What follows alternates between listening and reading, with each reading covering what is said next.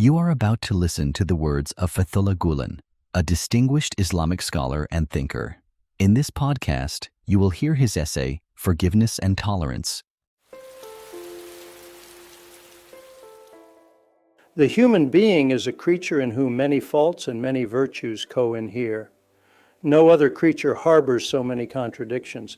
We are unusual beings who can simultaneously soar in the skies of paradise and fall into the pits of hell, and we search in vain for any correlation between our eminence and our misery. In us, causality follows a strange course, unlike any other in nature. Sometimes we bend only to spring back like wheat in the wind, but other times we fall like giant sycamores, never to rise again. Our actions can make even the angels envious, yet we can also be so vile that even the devils feel ashamed. Because our nature is one of purely potential, error is inevitable. However, this does not mean that error itself is a part of our essence. We may be tarnished by errors, and our initial purity may be marred by wrongs, but these are only incidental stains. And so, for humanity, forgiveness is everything. Seeking forgiveness and feeling regret for a missed opportunity are acts of mindfulness and hold great value. Yet to forgive is more valuable, as it is a matter of dignity and virtue. Forgiveness is virtuous, and virtue requires forgiveness. The well-known proverb has much to say here. Errors come from the younger, forgiveness from the elder. To be forgiven is to be restored. Through forgiveness, we are brought back to our essence, where we find ourselves anew. Therefore, the attitudes and actions that foster this journey of return are the most pleasing in the sight of the All-Merciful One.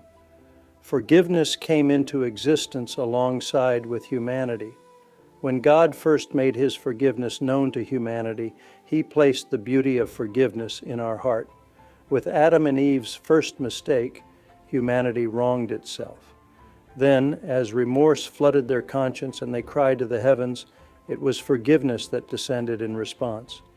Throughout ages, we have cherished this precious inheritance as our hope and consolation. Whenever we err, we recall the refuge of that first forgiveness, shedding our embarrassment and receiving the blessing of infinite mercy. Then we too are generous with forgiveness, laying it like a veil over the faults of others. Thanks to the hope that forgiveness offers, we can rise above our limited horizon and see the world in its true light. The fortunate ones who are lifted up on the wings of forgiveness will feel relief in their spirit. Can we imagine someone who enjoys being forgiven, yet is deprived of the joy of forgiving? We love forgiving just as we love being forgiven.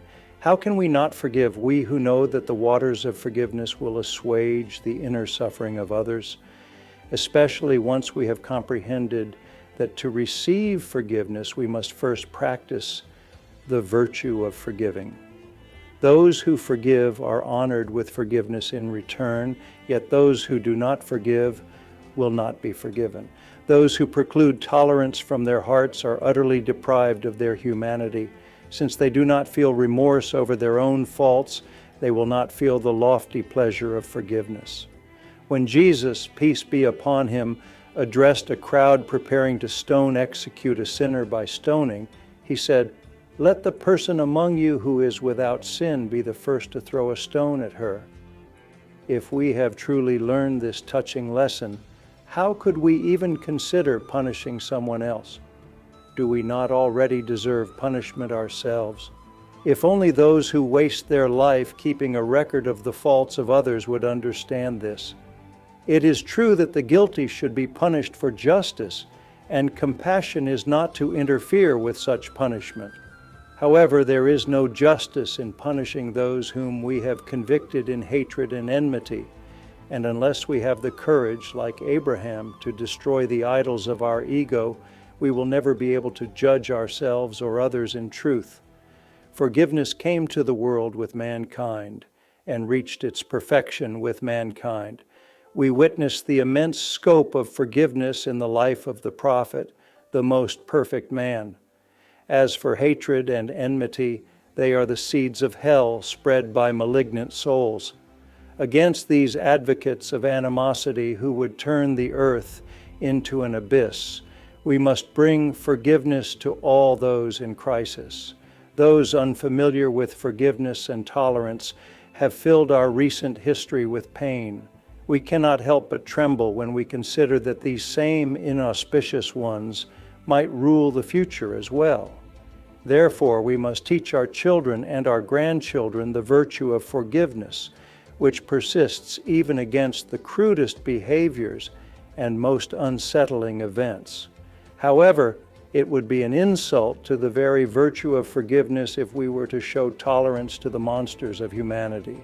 Such brutal souls enjoy the torture and suffering of others, and it is out of our respect for humanity that we cannot forgive them. Nobody can justify such forgiveness. In our recent past, generations have been raised in the schools of hostility, and many have witnessed the horror of the battlefields into which they were thrown. What could they possibly learn from a society whose breath reeked of blood? Even the morning horizon appeared to be red with it. The souls' aspirations were mocked by the cruel events of their time. If only we could recognize the suffering of these generations. They have been brutalized by false teachings for so many years that they know nothing but corruption and rebellion. We believe that forgiveness and tolerance are divine remedies that will heal our wounds if properly prescribed. But an incorrect application of forgiveness will create overwhelming new complications. First, diagnose the illness, then determine the treatment. Do you believe that every ointment is a cure for every wound?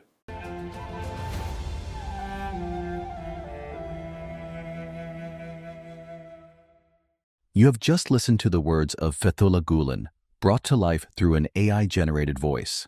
Known for his teachings on faith, interfaith dialogue, peace, and education, Meister Gulen also inspired the Hizmet movement, a global initiative that promotes democracy, human rights, equality, and nonviolence.